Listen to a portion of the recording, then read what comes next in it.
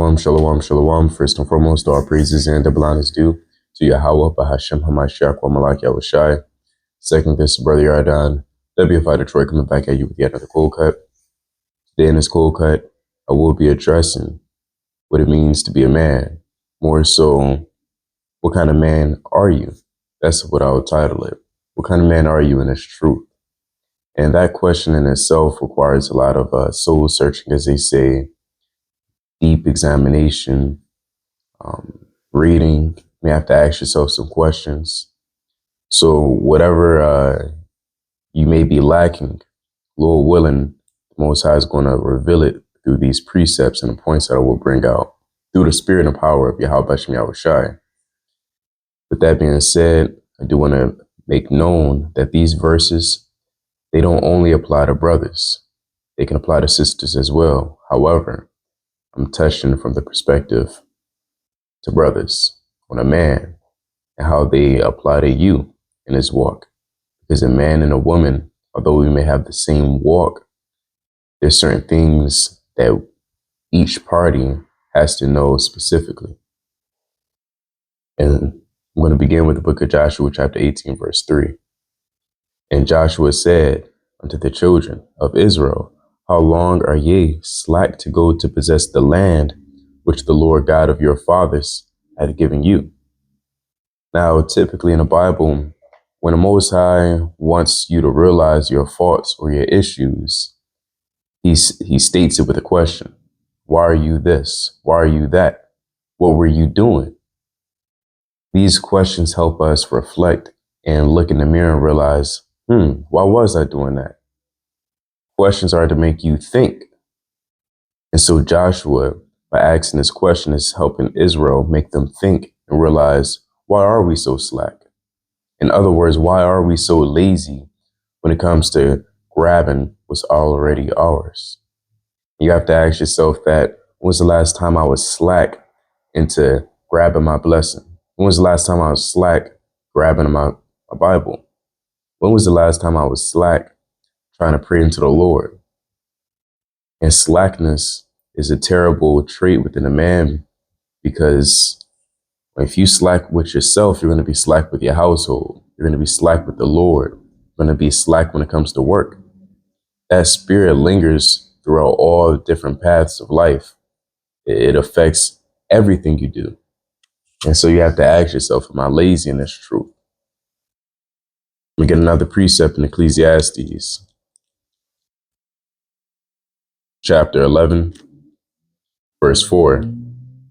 He that observeth the wind shall not sow, and he that regardeth the clouds shall not reap. Meaning, if you observe the wind and take too much time figuring out, well, it's too windy for me to work, or is it not windy enough? Whatever your occupation is, if you're looking for that perfect element, you will never sow. And he that regardeth the clouds shall not reap. If you always thinking to yourself, oh, it's cloudy, it's going to rain, I'll do it tomorrow. That's what you call an excuse. And it also points out, if you look deep within the lines, this verse helps you realize there's no perfect time to do anything. You have to take opportunity when you see it. An opportunity isn't always going to be presented to you on a silver platter. It's going to be, it's going to be there. You just got to realize and open your eyes. Verse 5, as thou knowest not what is the way of the spirit, nor how the bones do grow in the womb of her that is with child, even so thou knowest not the works of God who maketh all. In the morning sow thy seed, and the evening withhold not thine hand, for thou knowest not whether it shall prosper. So the Lord is telling us, don't hold back your hand. When you feel a spirit or demon hopping up on you, don't hold back your sword either. This sword, I'm not talking about a physical sword, but the scriptures. It's Hebrews chapter 4, verse 12. So I'm going to read verse 6 again. In the morning sow thy seed, and the evening withhold not thine hand, for thou knowest not. This is still recording. Okay, count all praises. Whether it shall prosper, either this or that, whether they both shall be alike good. Truly the light is sweet and pleasant thing it is for the eyes to behold the sun. Now, that's pretty plain. Now, when you put your hand to the plow, the Lord is not, ignorant to forget your works. The Lord is not even a man that he should lie, as I read in the book of Titus, even the Numbers. If I'm not mistaken, 19. But I'll precept that with Titus. See, for the sake of time, I'm going to jump back to Hebrews. I'll jump back to Titus, Lord willing, just for the sake of time. It's Hebrews chapter 6, verse 10. For God is not unrighteous to forget your work and labor of love, which ye have searched toward his name, and that ye have ministered to the saints and do minister. So the Lord is not unrighteous to forget your works, even your works upon his land, because it'll even tell you in the book of Sirach, the 12th chapter, when you do charity, matter of fact, let's pull it up.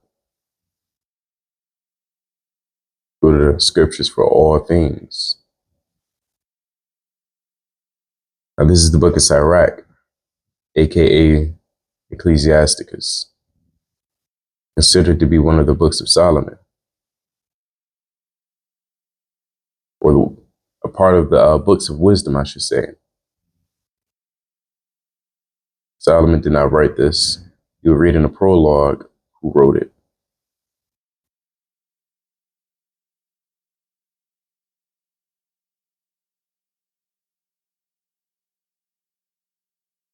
Here we go, Sirach chapter 12. And this is verse 2. Sort of verse 1. When thou wilt do good, know to who thou doest it, so shalt thou be thanked for thy benefits. That applies to family as well. You may have family in this truth, and they may only desire certain things of you in a time of their affliction. But a friend is only a friend in name. That's deep. Even family can only be a family in name. Hey, we family, bro. Hey, we family, bro. We're just family. Aren't you going to look out for me this one last time? So even as the scriptures say, a friend is a friend in name, so is a family just a family in name. Nevertheless, do good to the godly man, and thou shalt find a recompense, and if not from him, yet from the Most High. So whoever you do good unto, you're going to find a recompense, meaning a reward. If not from him, then from the Most High God.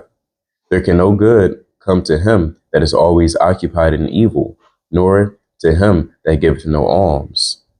Give to the godly man, and help not the sinner. Do well unto him that is lowly, but give not to the ungodly. Hold back thy bread, and give it not unto him, lest he overmaster thee thereby. For else thou shalt receive twice as much evil for all the good thou shalt have done unto him. And there's times in our life as men where we helped out the wrong people. But those times and where it happened, it's an example for us. That's an account that we can look back to and realize, hey, it's not profitable for me to help this person. It's not wise. It's not feasible, right?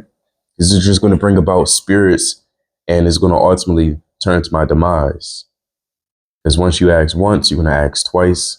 You ask twice, you're going to ask 7 more times.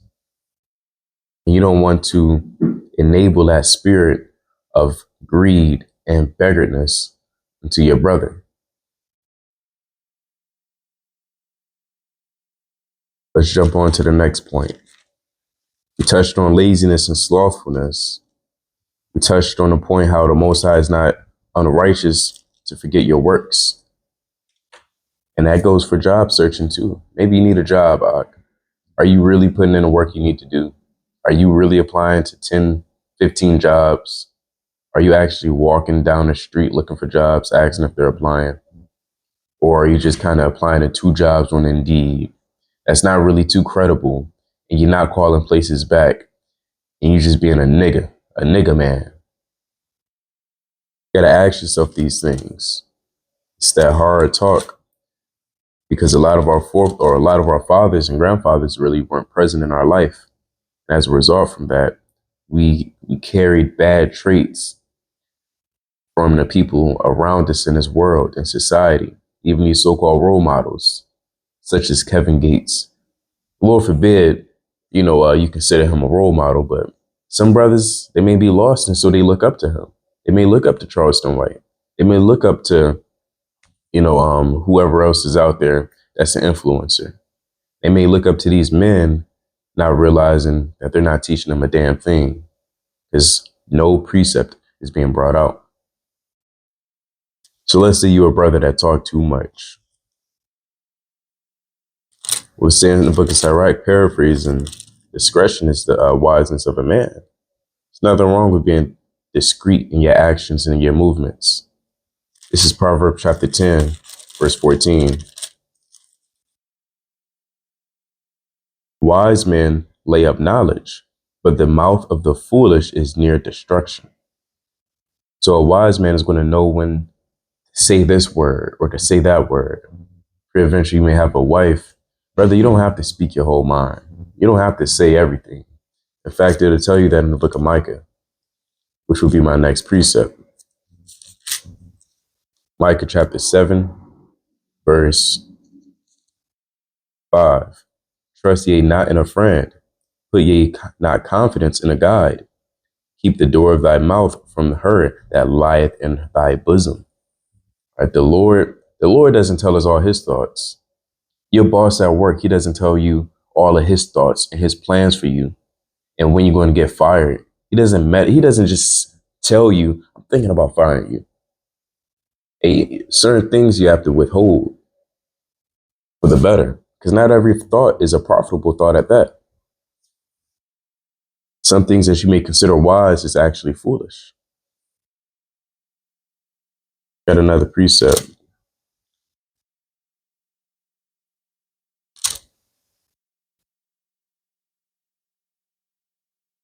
There was another, off the tip of my tongue. Lord willing, the Most High bring it back to my memory.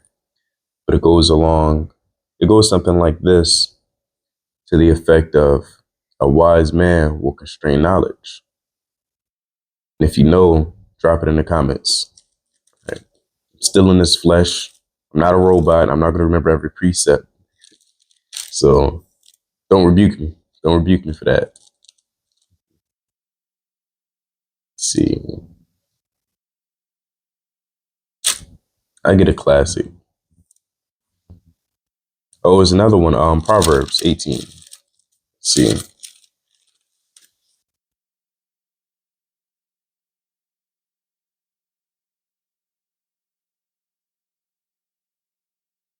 Let's see. Awful. Might be overlooking it. I'm pull it up real quick.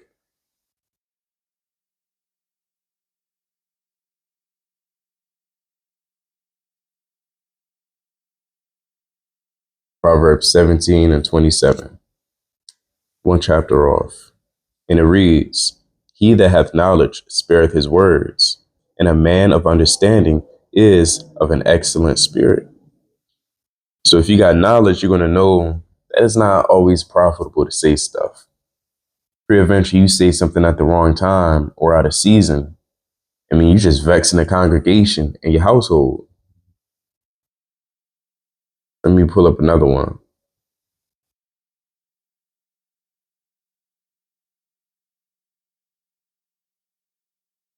This is Proverbs teaches a lot of practical knowledge, a lot of wisdom that can be applied day by day.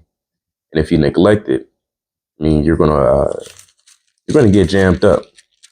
You're gonna wish that you did read it. You know.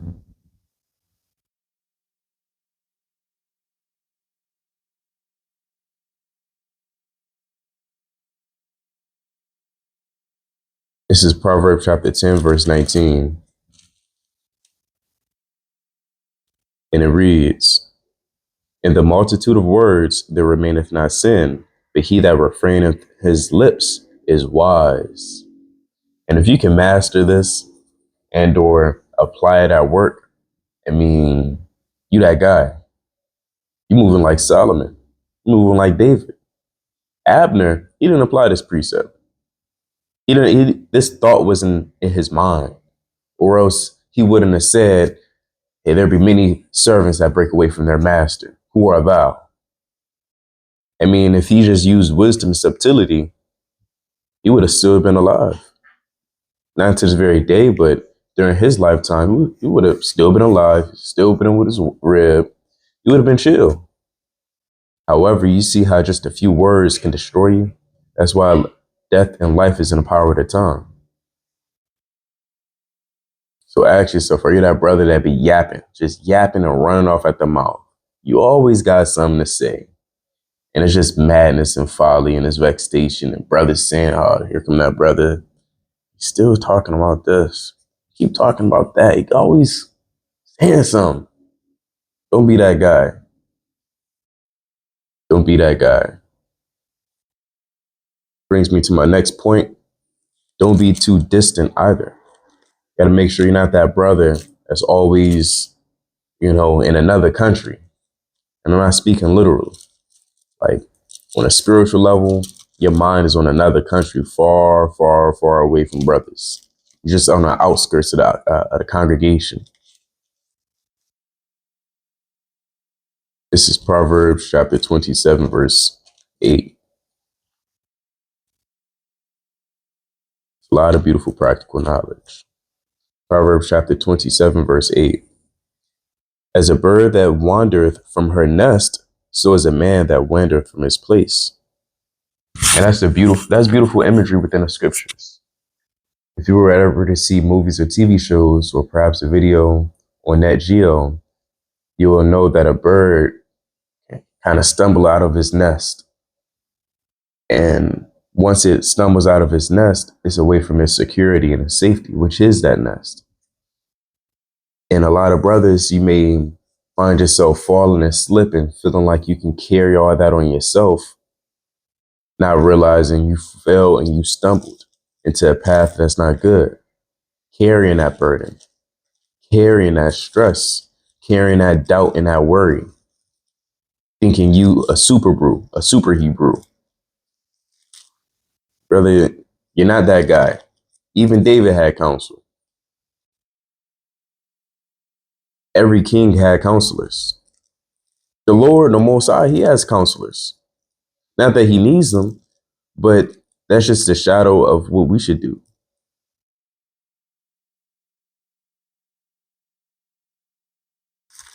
This is Galatians chapter 6, verse 1. Brethren, if a man be overtaken in a fault, ye which are spiritual, restore such a one in the spirit of meekness, considering thyself, lest thou also be tempted. Bear ye one another's burdens, and so fulfill the law of Christ. And that will be done. Well, first of all, it takes two to tango, right? If you're reaching out, if a brother's reaching out to you and you always distant, you always saying shalom every blue moon, every new moon, you just say shalom. You in a group chat twice a week, once a week.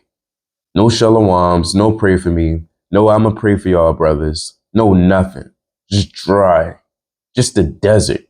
Don't be a brother that's a desert and no fruit coming out of his lips. Because, surely you will get a name. You can get a name for anything, but that's one thing you don't want to have a name for.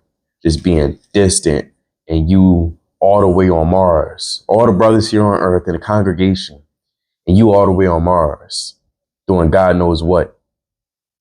And when you far away, who's going to correct you if you're going off?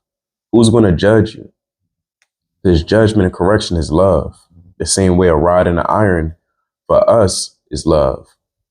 Because that rod and iron is instruments and tools used for correction. And the Most High has his rod and his iron for us to correct us. But the further we go away from the Lord, the further away we go from that love. So let's get Proverbs 27 and 10.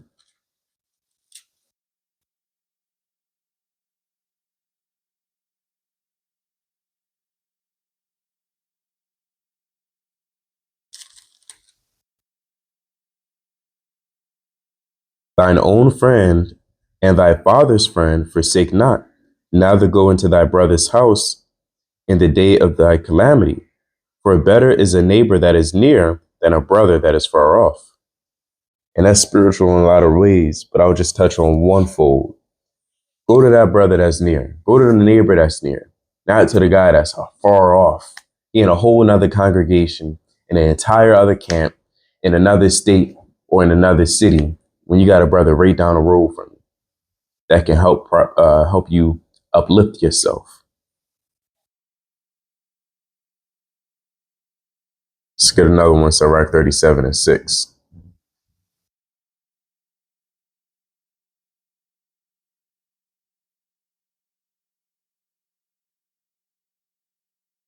Sirach chapter 37, verse 6. Forget not thy friend in thy mind, and be not unmindful of him in thy riches.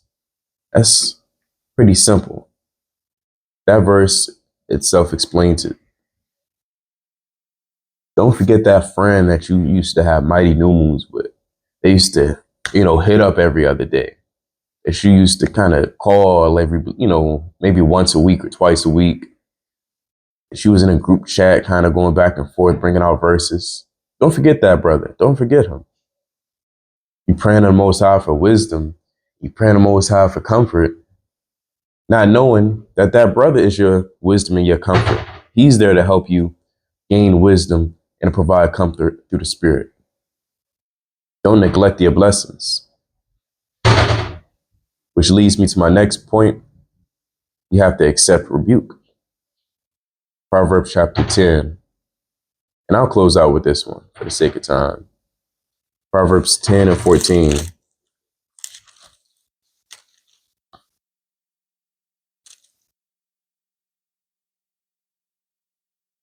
A wise man lay up for knowledge, but the mouth of foolish is near destruction. We read that. And where should I get? Here it is. 10 and 8. The wise in heart will receive commandments, but a prating fool shall fall. So if you're a wise man, you're going to receive the commandments of the Lord. And I'm not talking about just the Big Ten, the people that love to quote and sometimes know. I'm talking about all the commandments of the Lord. After all, it tells you in the book of Baruch, this is the book of the commandments of God. This is a book that this law endureth forever. So Lord willing, brothers, was edified through the spirit and power of Yahweh by Hashem Yahweh Shai. The points and precepts that I brought out, of course, I'm trying to apply them to myself as well. But if it hits you through the spirit, then all praises. Thank the Lord. Right? That's Hebrews chapter 4, verse 12. How beautiful it is. I'm not quoting Hebrews 4 and 12, but just me saying how beautiful it is to receive correction. Matter of fact, let me bring this out in the book of Psalms.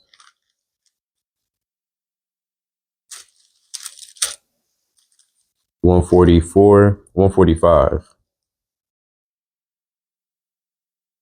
Nope. Let's see.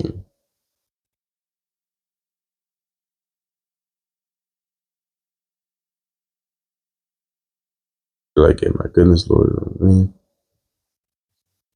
Bring out this one last precept. I'm overlooking it. All right. Let's bring out this one last precept in the scriptures. If you're thinking about a wise precept or beneficial precept, drop it in the comments below.